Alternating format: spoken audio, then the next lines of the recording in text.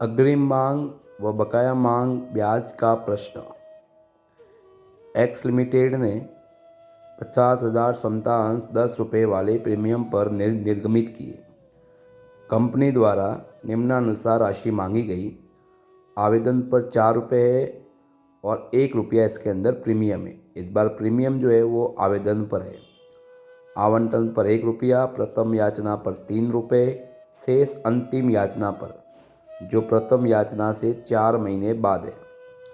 आवेदन और आवंटन पर देय पूर्ण राशि प्राप्त होगी, यानी कंपनी ने जितने शेयर इशू किए उतने पूरी राशि जो है वो प्राप्त हो गई। एक अंशधारी जिसके पास 1,000 क्षमता अंश है, प्रथम याचना का भुगतान समय पर नहीं कर सका। एक कोई शेयर होल्डर था जिसके पास 1,000 अंश थे, उसने फर्स्ट कॉल का भुगतान नहीं किया। उसने ये भुगतान अंतिम याचना के साथ किया, यानी उसने सेकंड कॉल के साथ इसका भुगतान जो है वो किया। यानी फर्स्ट कॉल में पैसा कम हो जाएगा और सेकंड कॉल में वही पैसा जो है वो बढ़ जाएगा। बैंक वाली एंट्री पर इसका इफेक्ट पड़ेगा, ड्यू एंट्री पर कोई फर्क नहीं पड़ेगा। एक और अंशधारी था जिसके पास 2,000 समतांश थे, उसने प्रथम याचना के साथ ही अंतिम याचना का भुगतान कर दिया, यानी उसने सेकंड कॉल का पेमेंट फर्स्ट कॉल पे कर दिया, तो ये कॉल्स इन एडवांस हो गया। कंपनी द्वारा अग्रिम याचनाओं और अदत याचनाओं पर ब्याज का निर्धारण किया गया तालिका F के प्रावधानों के अनुसार। यानी आपको कॉल्स इन एडवांस और कॉल्स इन एरिया दोनों पर ब्याज की गणना करके उसकी जनरल एंट्री भी बनानी है। तो बहुत ही सिंपल प्रश्न है। आप सबसे पहले प्रश्न का शॉर्टकट जो जैसा कि मैंने आपको बताया है वैसे आप कर दीजिए। 50,000 इक्विटी शेयर है, 10 रुपीज ईच, 4 + 1 + 3 = 11, यानी 11 रुपये होना चाहिए प्रीमियम, इसलिए ब्लैंक में जो है वो 3 रुपये जो है वो सेकंड कॉल होगी। ये बैलेंसिंग फिगर में वही जैसा बताया 1,000 शेयर का होल्डर है, उसने 2 का भुगतान किया, फर्स्ट कॉल का भुगतान नहीं किया, तो 1,000 इंटू फर्स्ट कॉल की दर होती है 3 रुपये, उससे गुणा किया यानी 3,000। उसने ये भुगतान द्वितीय मांग पर, तो फर्स्ट कॉल पर तो ये 3,000 रुपये कम हो जाएंगे, लेकिन सेकंड कॉल में ये 3,000 वापस बैंक वाली एंट्री पर बढ़ जाएंगे। एक और शेयर होल्डर था, उसके पास 2,000 शेयर थे, उसने सेकंड कॉल का भुगतान फर्स्ट कॉल पे कर दिया, तो फर्स्ट कॉल पे बैंक बैलेंस बढ़ जाएगा। तो 2,000 इंटू सेकेंड कॉल की दर भी 3 रुपये है, उससे मल्टीप्लाई किया, कितने हो गए 6,000। ये 6,000 फर्स्ट कॉल की जो बैंक वाली एंट्री बनाएंगे वहाँ बढ़ जाएंगे, ठीक है। और जो वास्तविक मांग करेंगे सेकंड कॉल के, वहाँ ये 6,000 जो है वो नहीं आएंगे, कम आएंगे।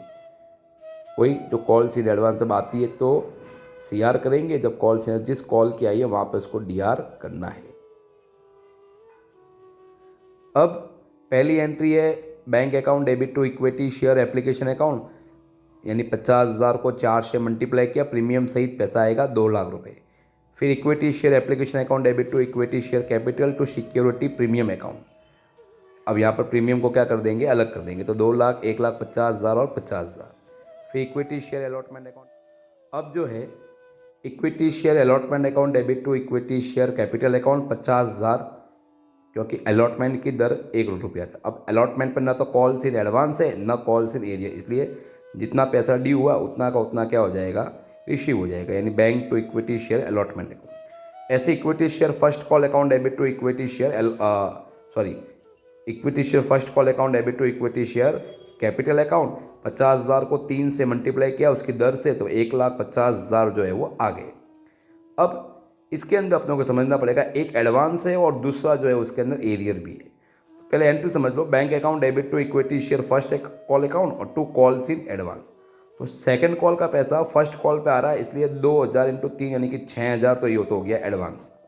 अब ये 1,47,000 कहाँ से आया, तो एक व्यक्ति ने भुगतान नहीं किया है फर्स्ट कॉल की दर का, तो 1,000 इंटू 3 यानी कि 3,000, 1,50,000 जो ड्यू है उसमें से माइनस कर दिया डायरेक्टली। सामान्यतः हम कॉल्स इन एरियर की एंट्री बनाते नहीं हैं, इसलिए 1,47,000 वहाँ से आ जाएगा। दोनों को जोड़ के 1,53,000 जो है वो बैंक वाली एंट्री, यानी फर्स्ट कॉल की बैंक वाली जो एंट्री वहाँ पर आएगा, बैंक में टोटल है। ऐसे ही सेकंड कॉल जब ड्यू करेंगे तो 1,50,000 उसकी दर से मल्टीप्लाई किया, तो 1,50,000 रुपये ये उसकी दर रहेगी। ऐसे ही पूरे पेज का टोटल CF जो है वो 9,53,000 रुपये जो है।